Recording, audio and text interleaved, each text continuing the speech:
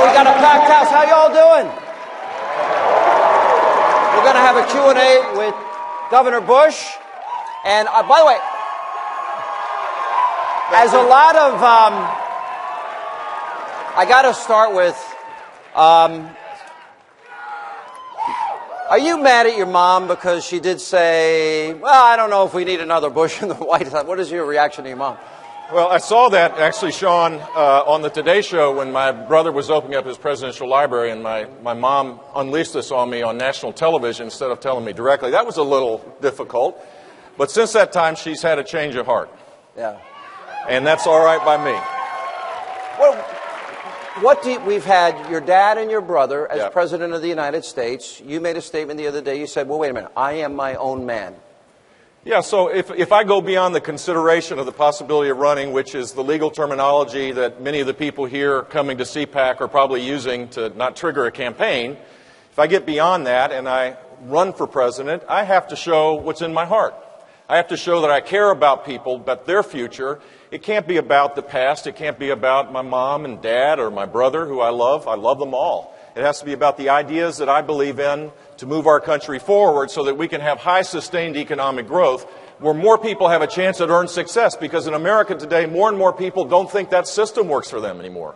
And for conservatives to win, we need to give them hope that if we create the field of dreams, that people can rise up again. Let me ask you, the last time you were at CPAC, this was picked up, it was in, I think, the Washington Post today, you said, all too often, I think you were talking about conservatives, we are labeled and associated with being anti-everything. Way too many people believe Republicans are anti-immigrant, anti-women, anti-science, anti-gay, anti-worker, and the list goes on. I want you to expand on that. Sure. So, look, I think the conservatives in Washington have been principled in opposing the overreach. And they've actually done a pretty good job. The president jammed down the throat Obamacare, the Affordable Care Act, and Dodd-Frank, and the stimulus. But we have fought in a principled way increased overreach. He's now using his executive power to try to carry out his agenda. But over time, we have to start being for things again. And I think what we need to be for is a strong national defense where we are committed each and every day to protect the homeland. With these new asymmetric threats that exist that are real, it's not a joke. These are threats that not just have an impact in the neighborhood in the Middle East or certainly have an impact on Israel. It impacts us as well. And so we need to stand for a strong national defense and the defense of the homeland. And we need to give people a sense that if we started growing our economy again, the middle would start having rising income again. And what you would do to do that is offer compelling alternatives to the failed tax policies, the failed regulation policies, a broken education system, and making sure that people know that we're on their side to rise up. So it's good to oppose the bad things, but we need to start being for things. Yeah. And Sean, here's the deal. Here's the deal. There are a lot of committed conservatives in this room, and this is why it's such a spectacular gathering. There are a lot of other conservatives that haven't been asked. They don't know that they're conservative. If we share our enthusiasm and love for our country and belief in our philosophy, we will be able to get Latinos and young people and other people that you need to win to get 50. This is, Governor, every article I have read talks about you and a divide with the conservative movement over two issues. I want to deal with I read about it. You saw it once in a while? Yeah, and it has to do with immigration and Common Core. So let's directly deal with this. Now, you said, they broke the law. It's not a felony. It's an act of love. You also said that you support a pathway to citizenship. And when you were governor, two other things. When you were governor, you supported driver's licenses for illegal immigrants, and you supported in-state tuition prices for those children of illegal immigrants that weren't citizens. Wait a minute. Hang on. I want to give you an opportunity to address that.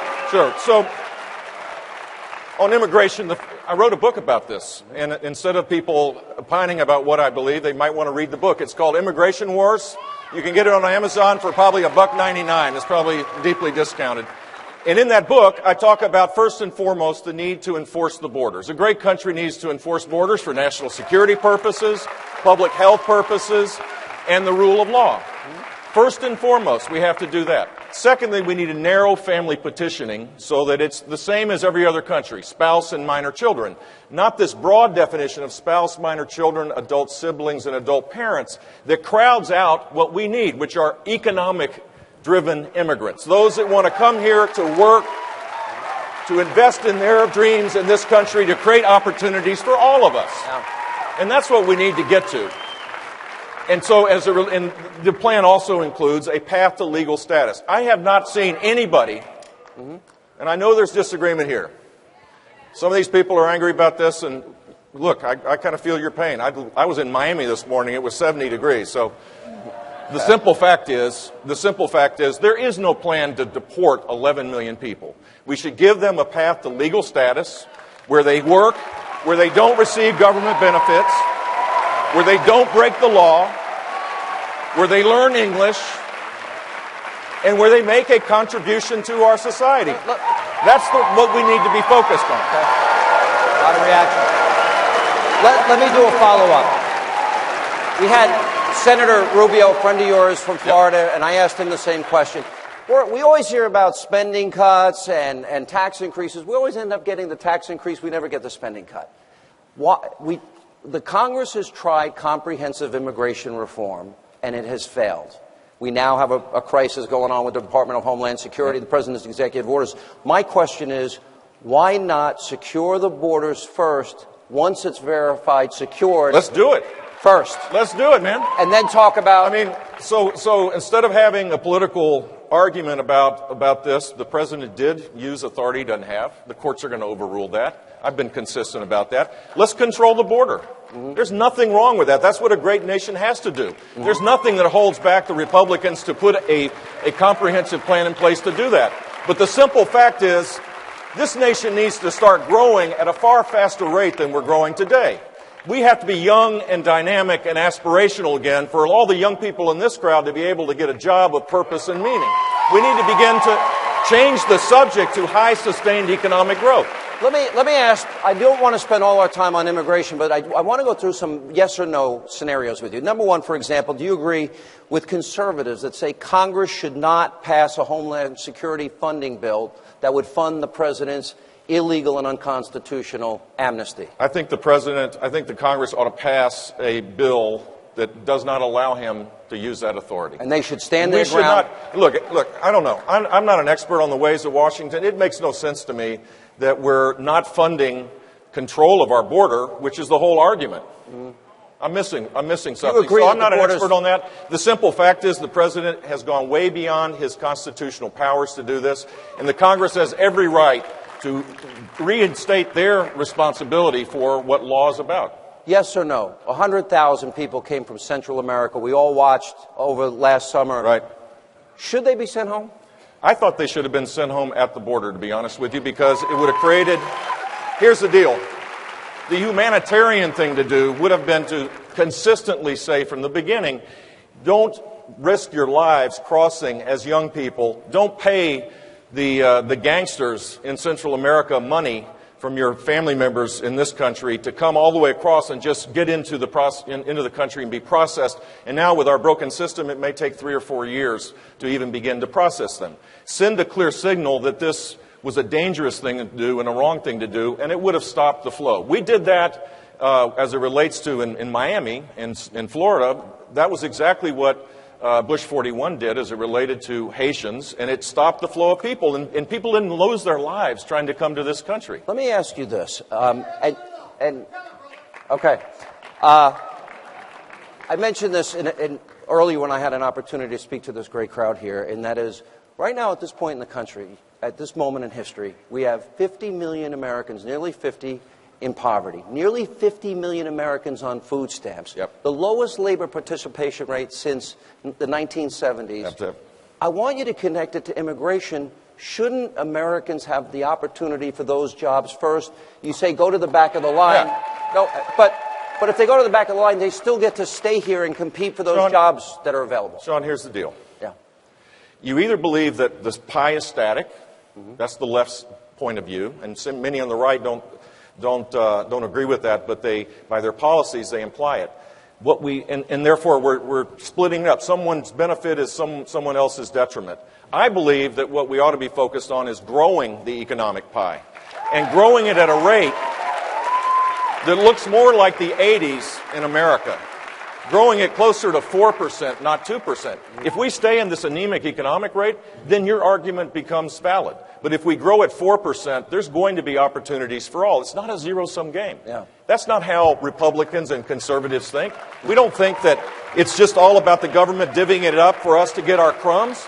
We believe we should pursue our dreams as we see fit, and the more people doing it with the capacity to achieve earned success, the more economic growth will take place for all of us. My last question on immigration is going to be, as governor, do you stand by the decision, driver's licenses for Didn't illegals? happen. Didn't happen. You tried.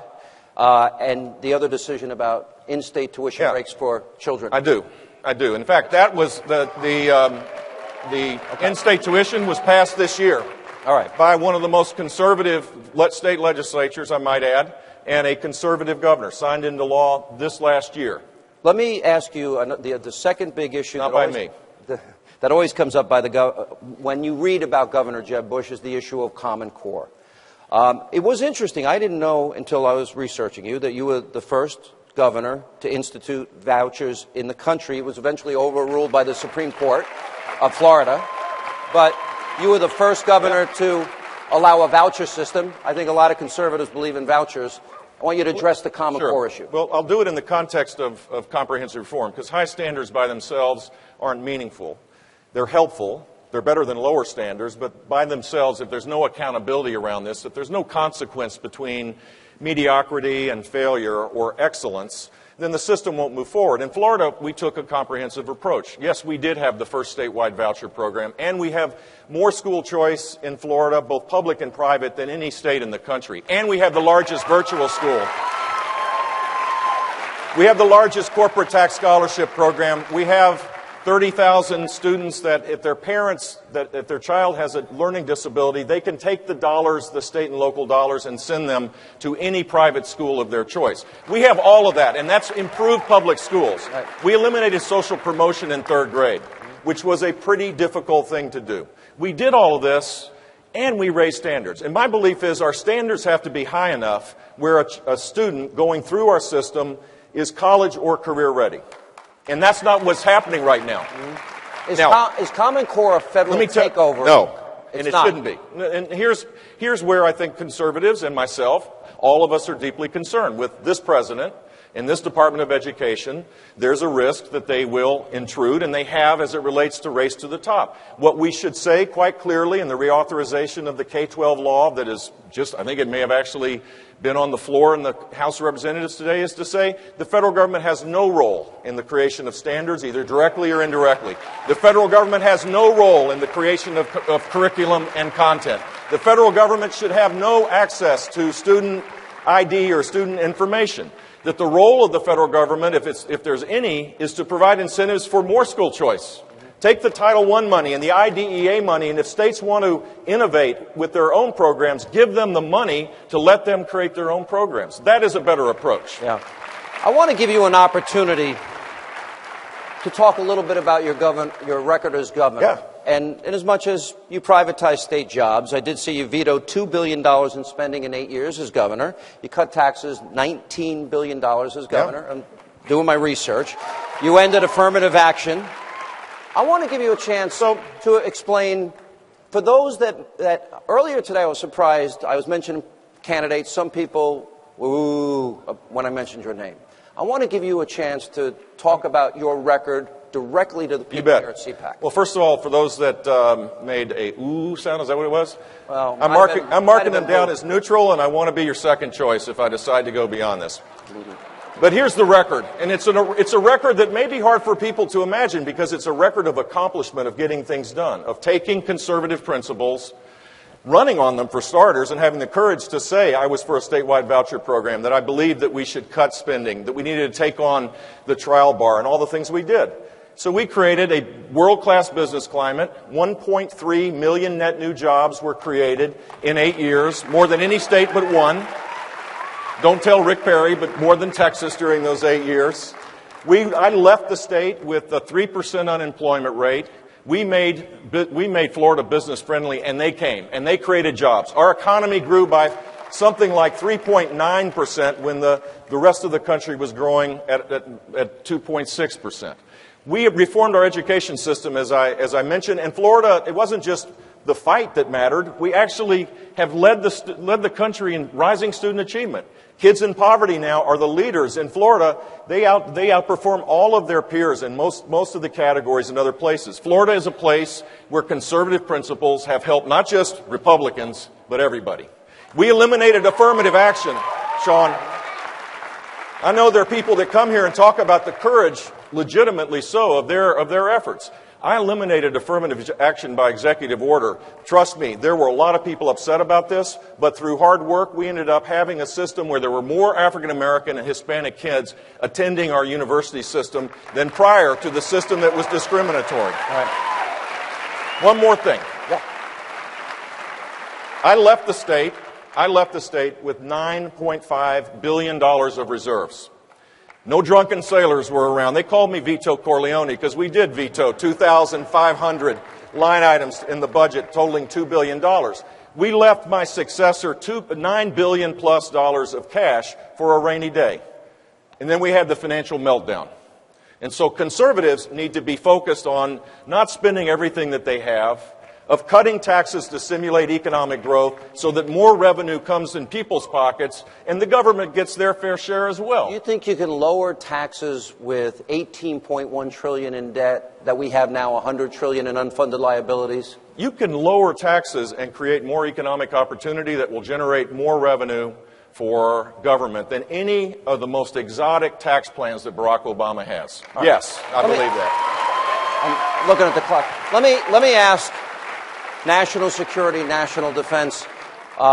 Your brother predicted in 2007, unfortunately with pinpoint accuracy, what would happen if we left Iraq too early. We didn't keep intelligence on the ground, training forces on the ground. Now we have ISIS, people being beheaded, burned to death, a war on terror that is being waged, Coptic Christians, simultaneous beheadings. My question is, what would you do if you were the commander-in-chief to defeat ISIS? By the way, and Mitt Romney was right in the debate about Putin. And Mitt Romney was right about a lot of things that the president just left off about not having a strong military. And so our position needs to be to re-engage with a strong military and a strong presence. We can't disengage in the world and expect a good result. As we pull back, voids are filled. Iraq is the best example of that. So where to from here?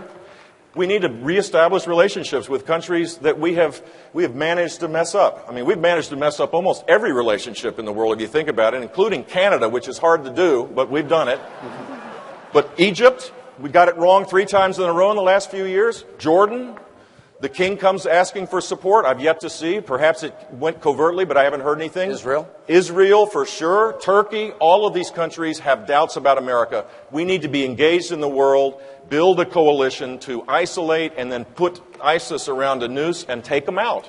And that can be done not by ourselves unilaterally. That has to be done with American leadership. How would you do it? Specifically, what would be your first steps? I like the idea that Senator Corker's talking about creating a safe zone for the creation of a free Syrian army, which we should have done 3 years ago, but begin that process. I like the idea of not putting conditions of boots on the ground so that we could have the intelligence capabilities and the special forces capabilities to make a difference. I like these ideas, but all of them require re-engaging with the neighborhood so that they consider it a high priority for their own interests to be able to participate in this. And the negotiations with Iran make this far more complicated.